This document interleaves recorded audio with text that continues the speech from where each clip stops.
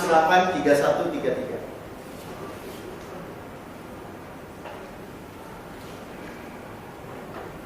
Markus 8, 31 sampai 33. Kemudian mulailah Yesus mengajarkan kepada mereka bahwa anak manusia harus menanggung banyak penderitaan dan ditolak oleh tua-tua, imam-imam kepala dan ahli-ahli Taurat, lalu dibunuh dan bangkit sesudah 3 hari.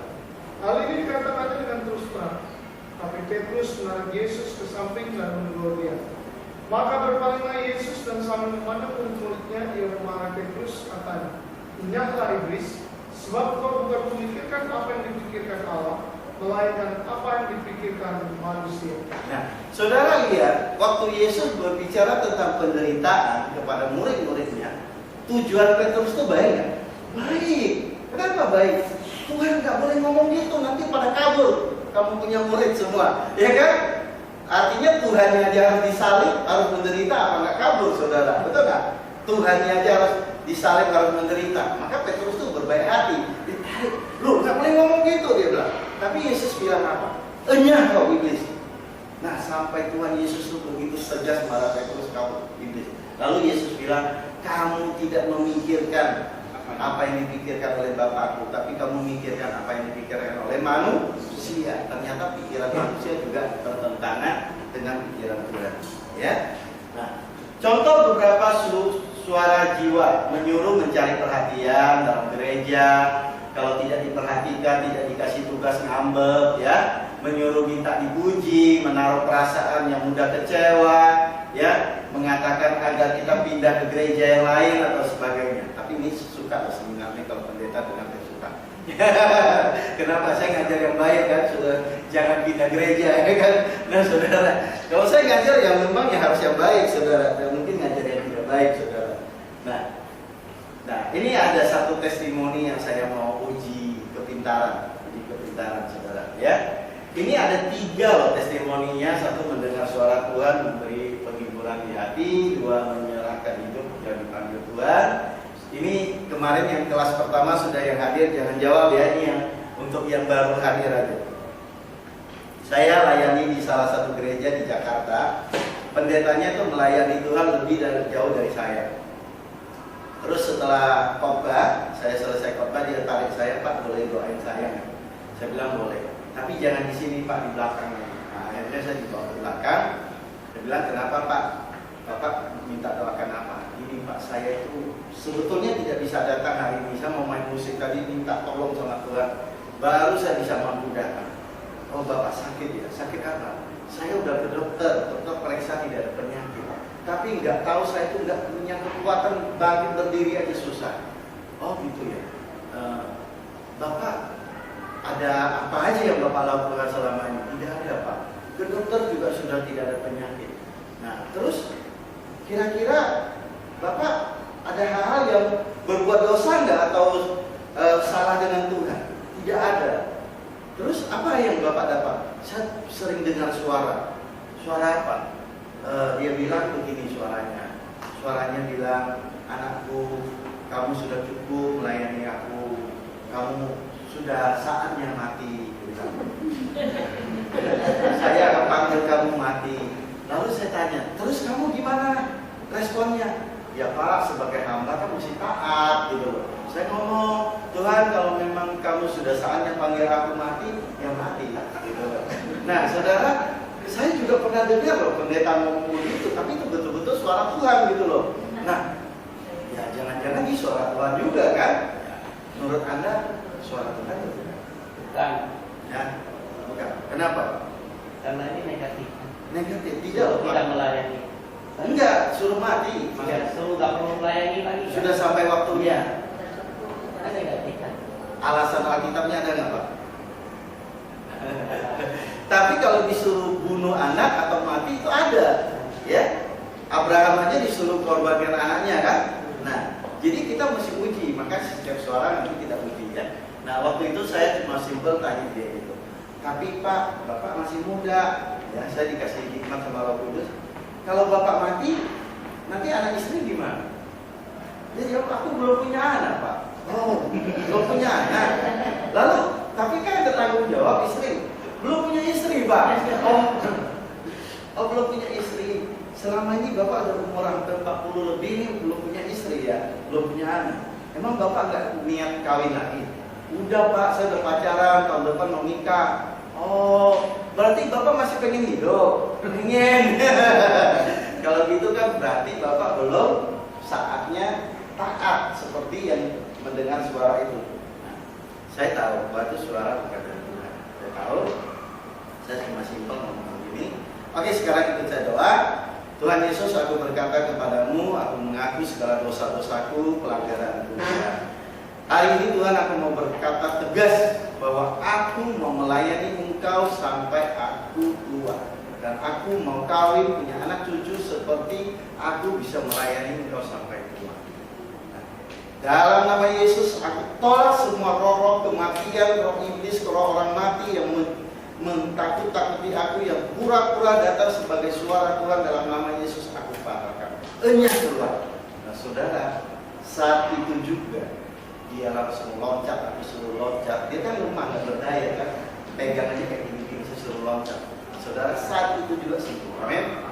Sembuh, langsung total sembuh. Makanya saudara, sebetulnya nanti next kelas ya, saya ajarin untuk berdoa supaya Anda tidak sakit. Nah, gitu loh. Saya mau tanya satu contoh. Ini yang kelas pertama belum. Saudara kalau jalan, tiba-tiba di jalan hari panas terik, tiba-tiba hujan panas. Pikiran Anda apa? Anda kena hujan panas. Pulang ke rumah sakit ya, demam ya. Dan pulang ke rumah demam ya. Pasti demam. Kenapa? Karena logika Anda menyetujuinya. Amin. Tapi saya juga begitu dulu. Tapi sekarang nggak lagi loh Pak, pernah. Hujan panas, ingat kan? Pasti ingat, karena kita masih waras kan? Oh, sehat kosong. Siapa bilang aku demam? Tidak ada aku demam. Aku anak Tuhan. Hujan panas tidak bisa membuat aku demam. Amin? Nah, saudara, makanya Yesus bilang waktu muridnya berlayar itu, kamu tidak punya iman. Kita bisa taklukkan alam, saudara, dari mulut kita aja. Amin? Nanti next kita ngajar lagi ya, saudara ya. Mudah-mudahan saya dikasih panjang umur terus ada di sini, saudara. Nah, suara yang ketiga adalah suara si jahat, saudara ya. Suara si jahat itu dia lebih banyak mempengaruhi manusia yang sedang dalam keadaan stres, ya, atau orang yang tertekan, misalnya anak-anak muda yang putus cinta, frustasi. Hati-hati dengan suara si jahat ini. Pada umumnya dia akan menyuruh orang tersebut untuk balas dendam, membunuh, bahkan bisa-bisa disuruh bunuh diri dan sebagainya. Kasus bunuh diri di Batam sudah sangat banyak, saudara ya. Hati-hati juga kita dengan anak kita, dengan diri kita sendiri, dengan keluarga kita. Nah, saudara, maka jika seseorang dalam keadaan putus asa, putus cinta, menyendiri, jangan menyendiri dalam kamar, saudara. Lebih baik ikut dalam komunitas doa, gereja, jauh lebih aman, saudara. Karena Tuhan Yesus berkata, aku datang untuk memberi hidup yang berkelimpahan, tetapi iblis datang untuk membinasakan, saudara ya.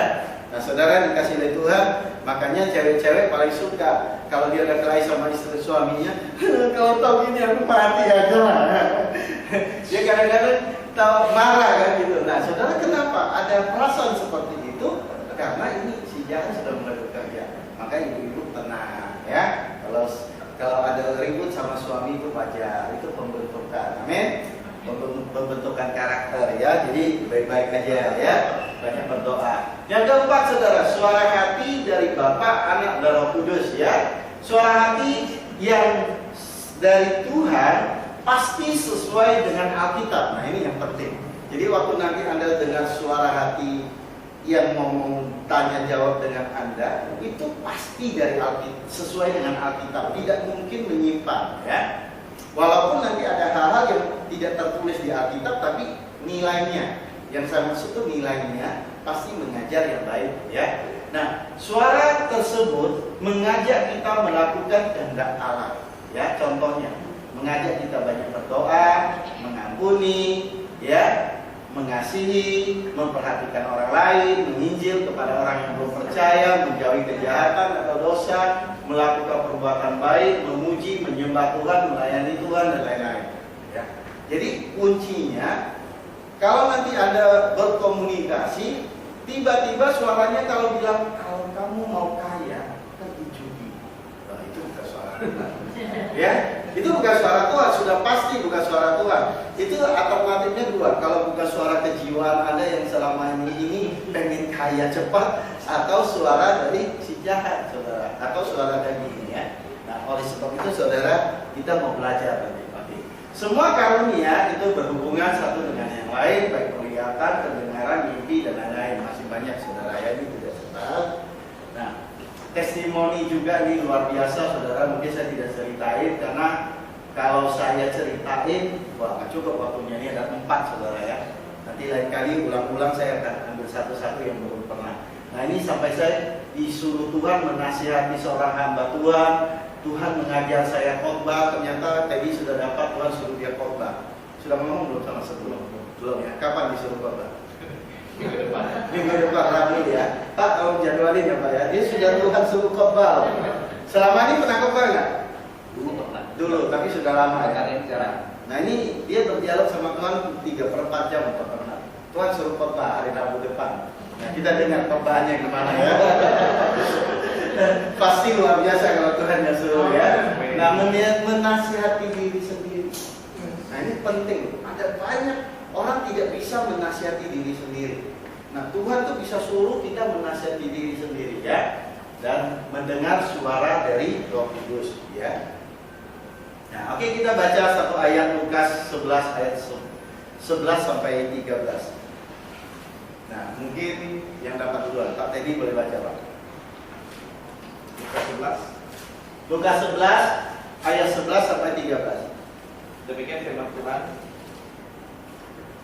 Bapak manakah di antara kamu jika anaknya meminta ikan daripadanya akan memberikan pula kepada anaknya itu ganti ikan, atau jika ia minta telur akan memberikan kepada anaknya kalajengking.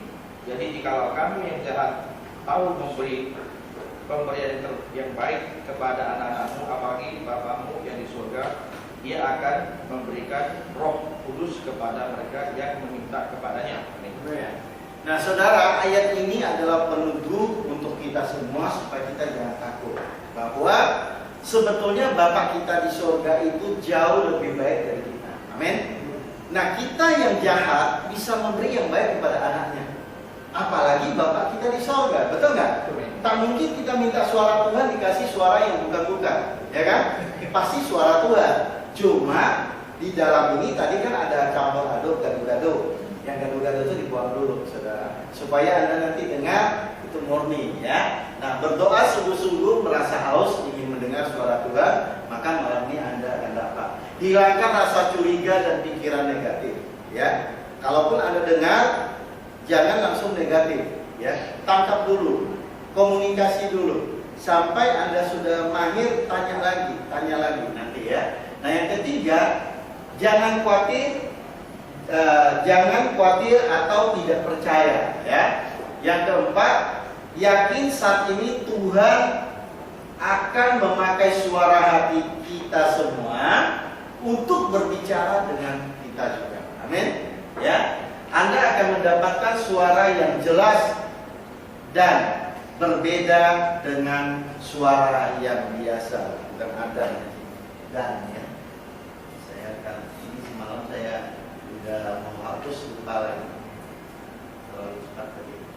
Nah, saudara yang dikasihi Tuhan, saya akan berikan rumus yang lain lagi.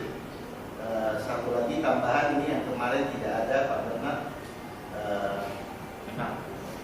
Nah, ini beberapa syarat untuk mendapatkan suara Tuhan yang benar. Ini yang kemarin saya belum ada, Pak. Ya, ini Tuhan ingatkan saya lagi untuk saya tambahkan lagi. Nah, ini kalau kita mau mendapatkan yang benar-benar, jangan sampai takut, ya.